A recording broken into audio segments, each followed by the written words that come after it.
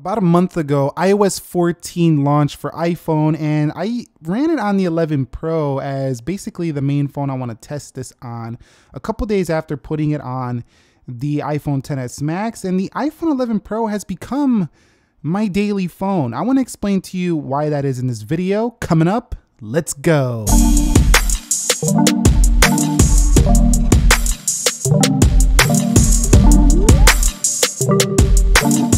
So what is up, guys? Nick here, helping you to master your technology. The iPhone 11 Pro has become my main phone. That kind of rhymes. I want to discuss why I've been really enjoying this one, and this one's going to remain probably my daily until the iPhone 12 comes out with the 5.4-inch display. It's rumored to be a similar design, smaller notch, and have more squared off sides and a smaller screen, about 5.4 inches. It looks like it's gonna be the sweet spot. Now, this one has no script, so forgive me if I make a mistake or two, but here we go. I'm gonna begin with the balance, the weight, and the size of this phone. Similar to the Samsung Galaxy S20 for the Samsung side, on the Apple side, the iPhone 11 Pro has such a sweet balance. Now, this is not the 11 Pro Max. This is the smaller phone, although because I'm quite zoomed in, this thing could feel quite large or look quite large on camera. This phone has a sweet balance. I still think it's a little bit too large for everyone's hands, which is why I think the iPhone 12 is gonna be a beautiful sweet spot. And it's not that I don't like large phones. I have a Samsung Galaxy S20 Ultra.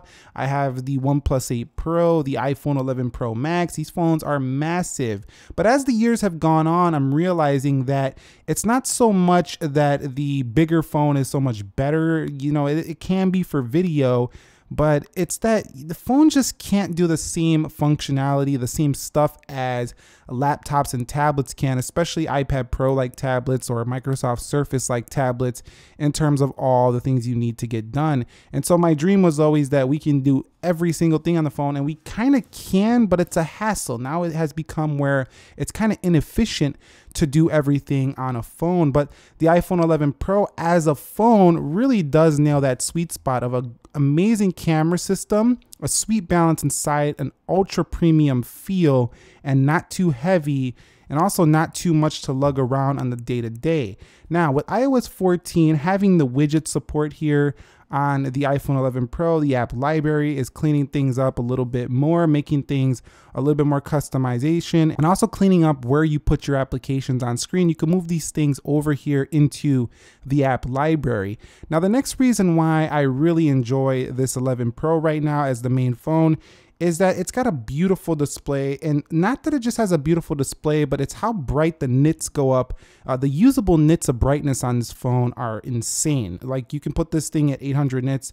Do you see this? Like, it's so overexposed on the video right now because the screen is so dang bright on this phone. Like, this is the most usable brightness. This and the 11 Pro Max, they have a similar display that I've seen on any phone out there. So pretty incredible. It really starts to crank up once you get past halfway, but definitely the most usable brightness. Another thing is that this phone can get extremely dim, especially if you lower it way down and then you use an accessibility. I'll show you how you can do this. You might not do this often, but there's a way to even dim out your display even more at nighttime. You'll go to accessibility here, you'll go to display and text size and reduce the white point right here, and you can get this thing even dimmer. So super nice range of dim and also very bright on this display. Not only that, the colors on this display also look pretty fantastic. So if you're looking for a wallpaper, for example, in the Vellum app, you'll just see how beautiful the colors will look on this panel as well. So just excellent colors for this OLED display. We do have good saturation because the black pixels don't light up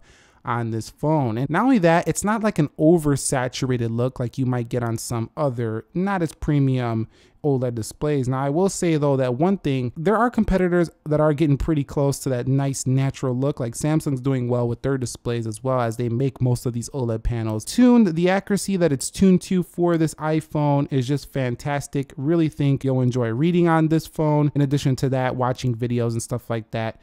Still a little bit annoying with the notch, with the video sometimes getting in the way. But really, I just think this phone, it's kind of like the iPhone 10 still. It's super like refined, like as in everything that the iPhone 10 never had, this has, including the wide angle camera, much better battery life. We'll get to that right now since we're talking about that. The battery life on this phone is what I love the most about the iPhone 11 Pro. The iPhone 11 Pro, if I go to battery right here, the battery health, I still have it at 100%, even though I've been wirelessly charging it, fast charging it. I really don't even put it on the slow charger lately. I haven't been doing it. I'm getting 100% so far on my battery capacity. I've been using this phone like crazy. This phone never dies on me in a day. Sometimes it gets in the 50s, it gets in the 40s, it gets down there, but that battery life on this iPhone 11 Pro never fails me day to day. You don't watch your percentages falling off. And now you have these nice battery widgets in iOS 14 that are a lot larger to give you some information. And if you add another one, for example, it's the battery status icons are a lot bigger here in 14. So the 11 Pro getting all these extra features that still have that great hardware, just seeming like the ultimate phone right now. Another thing I really like about this display is that, you know, it's small enough that when you're doing one-handed typing like iOS 14, it's not that hard. And if it's still too big, you do have the option to bring that keyboard over. But what's really nice is that now in 14, we can also search up emojis. Pretty sweet for that. But I just got to say, I think it's pretty easy to type on this keyboard. A great size for typing. Your thumbs don't hit each other too much. It's not too small on this one, and flat screen, not curved or anything like that. No major touch issues, anything like that. The next thing about this phone, let's go ahead and skip this ad in a minute. This phone has very loud speakers. Here helping you to master your technology. Exciting day. iOS 14 has been announced. Unfortunately, it's for developers as of now. I mean, the speakers are insanely loud on here. Like, they're louder than most laptops. That's pretty incredible for a phone. The public beta should arrive sometime in July. Now, iOS 14 will be available for pretty much every iPhone that was. So yeah, you do have quite loud speakers on this phone. Now, the next thing I have to talk about is the camera. This is the phone camera definitely of the year. It's been for a while and nothing really has beat it so far. I don't even think the S20 series beat this camera. Like, this camera's still the one I want to take out when I don't want to bring a camera around. It has all the features you would want, and it's super simple and super smooth in video with incredible video quality. And the switching is just very nice and smooth as well. Probably not as smooth on the betas, but definitely smooth if you're on 13 something. But you can go over here, go to 4K 60 really easily. Slow motions there, time lapse, all the stuff you're used to from iPhone, and the ability to switch different aspect ratios has really made this more of a pro experience. Not only that, add on that the App Store has plenty of different video applications and photo applications you could take, and you could hold down to do video.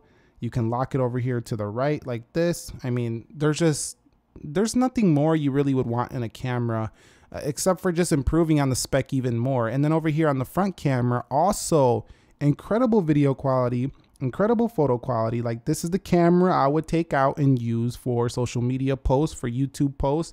I could use this camera to make every YouTube video on this 11 Pro, and you guys probably wouldn't even care. As a matter of fact, you'd be like, you might even say, is that better? What are you using? Like, I use this Lumix camera. This camera, like, the same price as this phone, like $1,000, and you guys never say like, oh, what camera are you using? But if I use the iPhone, you're like, what camera are you using? Because the colors that come out on here are just pretty nice. Everything's natural. It looks super stupid smooth and focused. Like, there's really just nothing to really worry about there with the camera. So super strong camera game and a nice balanced good sized body here in the 11 Pro. And so what else? Performance, we got the A13 fastest chip on a phone. Definitely feels that way right now. No 5G, doesn't matter. I've bought 5G phones this year. They don't even really give me 5G, so I don't really care about that right now. Hopefully the 12s bring the 5G that we're actually waiting for, with blistering fast speeds everywhere. And fast charging in the box makes this a better iPhone experience than ever before. I gotta say, I do miss 3D touch. I do notice that this little haptic press is a little bit slower. It just feels a little bit cheaper.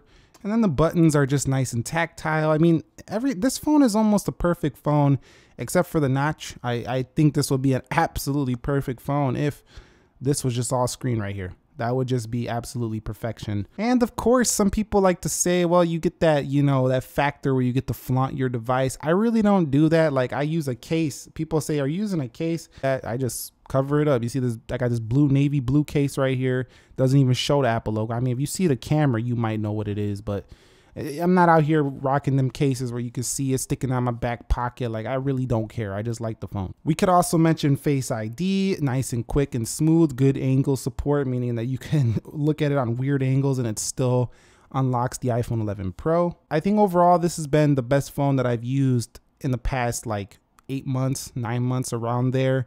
I know that there's, the Galaxy Note 10 Plus has amazing features with the S Pen. The OnePlus 8 Pro, gotta hydrate soon, is amazing as well. But this phone right here just nails it for me in terms of the size, the software, the battery life, the camera. It just nails it. And this makes me excited about the iPhone 12, the 5.4 inch, because it's just probably gonna get just even better, like a little bit smaller with triple cameras, square size, a little bit easier to grip that baby. Like, man, yeah, I just called the phone the baby because it's gonna be a baby size phone, so don't judge me. And then anyway, it's just overall good sweet spot. So let me know your thoughts on the 11 Pro. If you guys got 11 Pro, share it down below. But a lot of people ask me, Nick, bro, what's your main phone? In this video, I really wanted to explain many reasons why 11 Pro was great, why it's my daily phone. And definitely, if you're waiting on this one to come down as the 12 comes out to get a price cheaper on the 11 Pro, definitely do that. I think this is still going to be great value, especially when them prices come way down due to the new phones coming out. This is still going to be an excellent device. Plan on switching when the 12 comes, which is in a couple months. And also plan to check out the Galaxy Note series as well as the Samsung devices launching next month. So be subscribed for that as well. Thank you very much for watching. I hope you guys have a great day. Stay safe, stay well, and I'll catch you all in the next episode. Peace.